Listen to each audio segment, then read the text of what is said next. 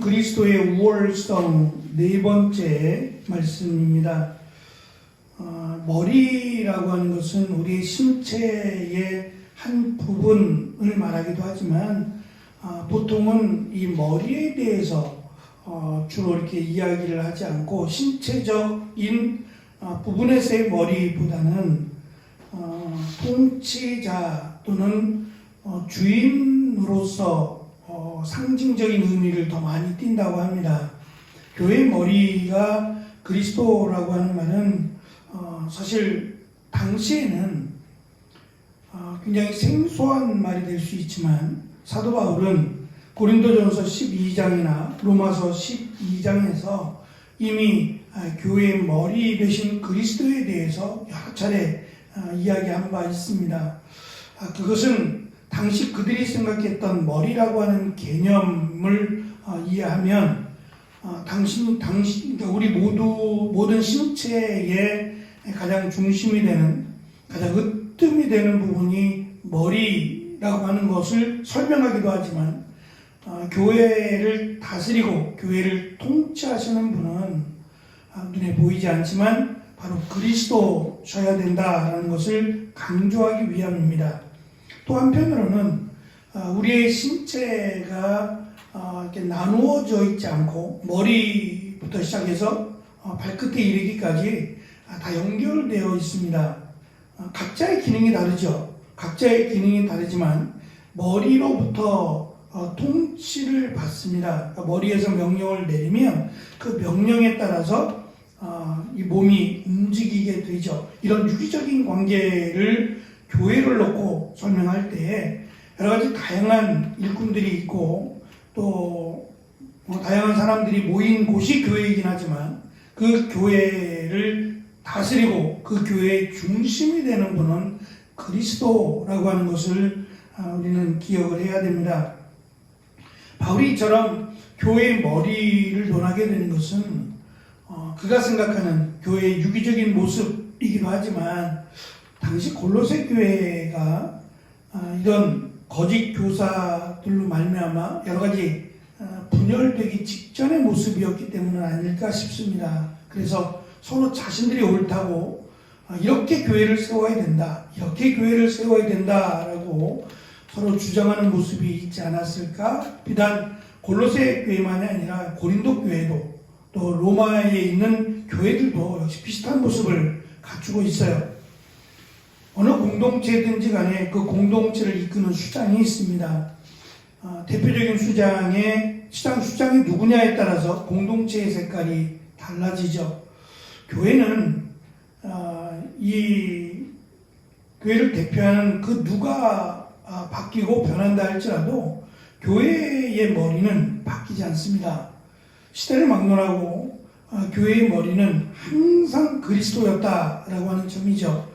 그래서 대표적인 사람을 세우긴 하지만 그 사람 또한 교회의 머리가 되신 그리스도의 명령을 따라야 하고 그리스도께서 원하시는 교회를 세워야 하는데 그 핵심에는 오늘 말씀에 있는 것처럼 모든 것의 시작이 그리스도고 또 특별히 이 땅이 아닌 영원한 하나님의 나라에 들어가는 또 다른 세계, 이 땅의 세계가 아닌 또 다른 세계를 만드시고 그 새로운 세계로 들어갈 수 있는 마치 출입구가 교회인 것처럼, 그래서 예수 그리스도께서 부활하셨기 때문에 예수 그리스도를 믿는 모든 공동체 또는 성도들은 장차 부활할 그리고 새로운 세계에 들어갈 공동체임을 기억하라는 거예요.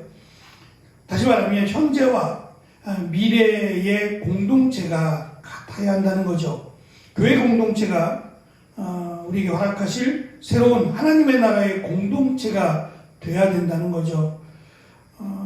이 교회가 어려움을 겪으면 성도들이 분열되는 모습을 보입니다. 그동안은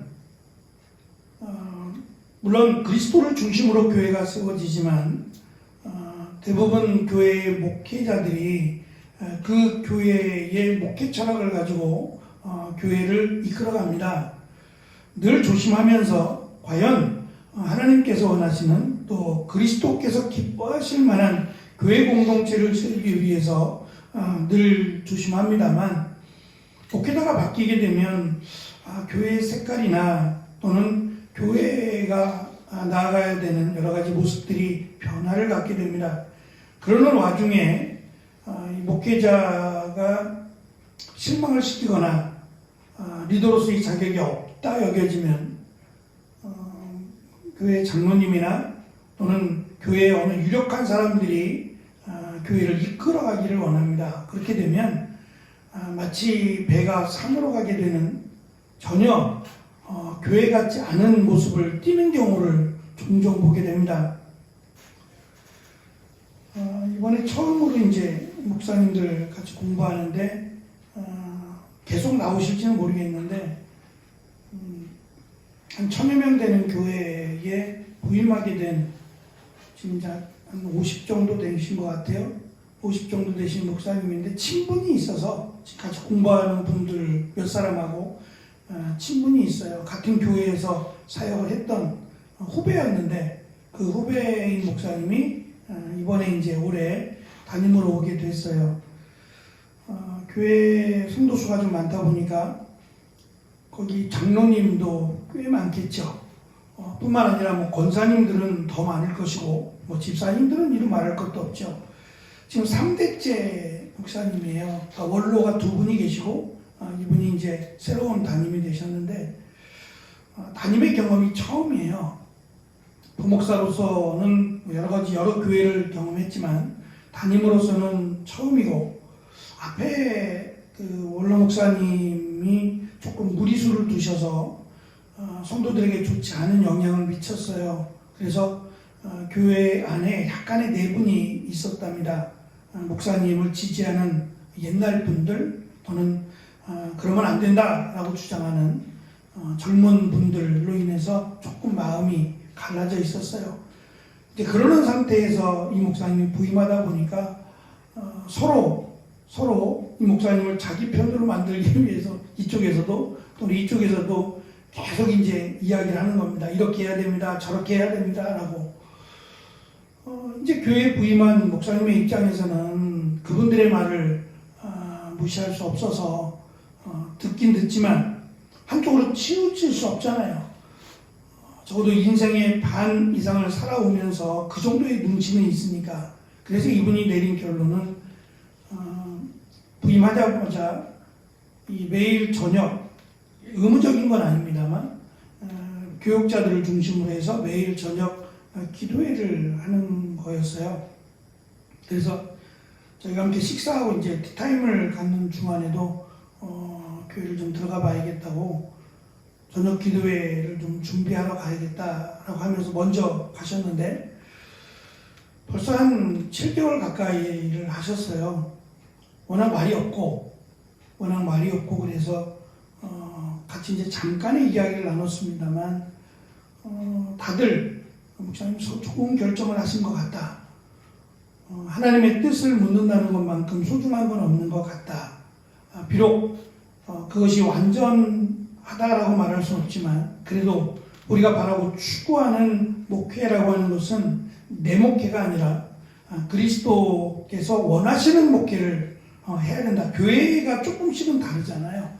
그 다름이 틀림이 되지 않도록 우리의 목회의 방향이나 또는 목회가 그리스도께서 원하시는 대로 해나갈 수 있도록 늘 관심을 갖고 기도해야 되는 것이 맞는 것 같다라고 하면서 여러분들이 격려를 해주셔서 힘을 내라고 그러면서 서로 잠깐 이야기를 나눴습니다만, 교회의 주인은 정말 그리스도가 되어야 합니다.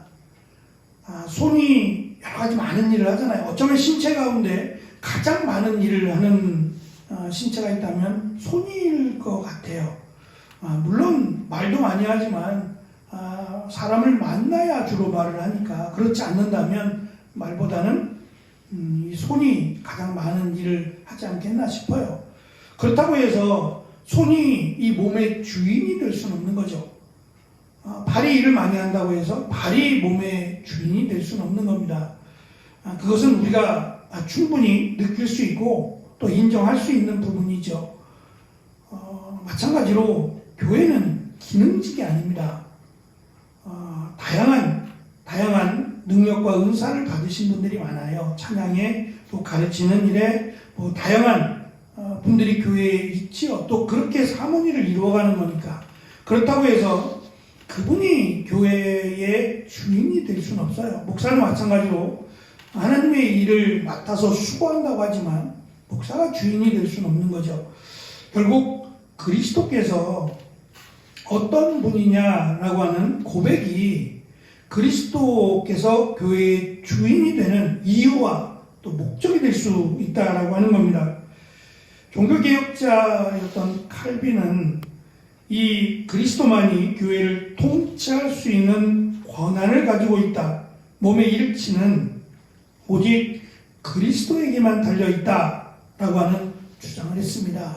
종교개혁이라고 하는 굉장히 시끄러웠던 마치 민낯을 드러내야 되는 교회가 교회로서의 정체성을 회복하자라고 하나님 앞에서라고 부르짖었던 그 종교개혁 가운데 켈빈은 교회의 주인은 그리스도라고 하는 슬로건을 부르짖었습니다.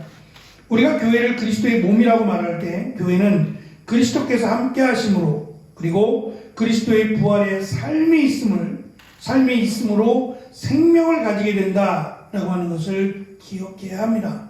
다시 말하면 교회를 다닌다고 구원받는 것은 아니다라고 하는 생각을 가져야 한다는 거죠.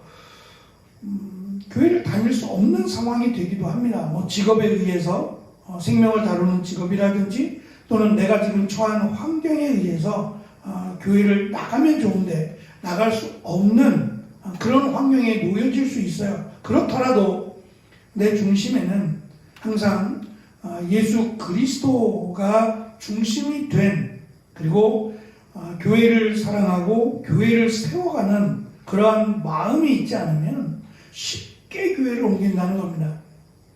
어쩌면 코로나를 겪으면서 가장 교회가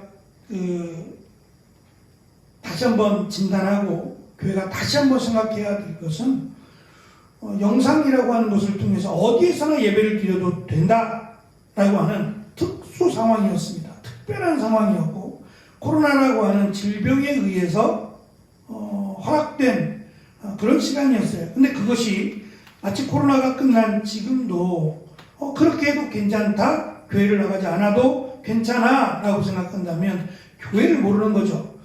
교회가 단순히 내가 예배를 보는 것이 전부가 아니라 교회를 세워나가는 겁니다. 교회의 일꾼이 되어서 교회를 건강하게 말씀 가운데 세워가는 책임과 의무가 우리에게 있는 겁니다. 그래서 교회를 신중하게 선택을 해야 되고 선택했다면 그 교회 공동체의 일원이 되어서 손이 되고 발이 되어서 그리스도를 중심으로 교회를 세워가는 일을 하는 것이 우리가 성도라고 말할 수 있습니다. 그리스도는 그분으로 시작되었다라고 하는 것을 15절부터 시작해서 지금 세 번째 반복하고 있어요. 가장 중요한 것이라는 거죠. 그리스도로부터 시작되었다. 다시 말하면 이 세상이 시작되었고 교회도 그리스도로부터 시작되었다는 겁니다. 교회의 존재는 그리스도로부터 시작된 공동체입니다. 학교 다닐 때 역사 신학을 가르쳤던 교수님이 학생들한테 이런 질문을 던지셨어요. 교회가 먼저야, 성당이 먼저야, 기독교가 먼저야, 카톨릭이 먼저야? 라는 질문이었어요. 기독교가 먼저입니까? 가톨릭이 먼저입니까? 적지 않은 친구들이 가톨릭이 먼저라고 이야기를 했어요.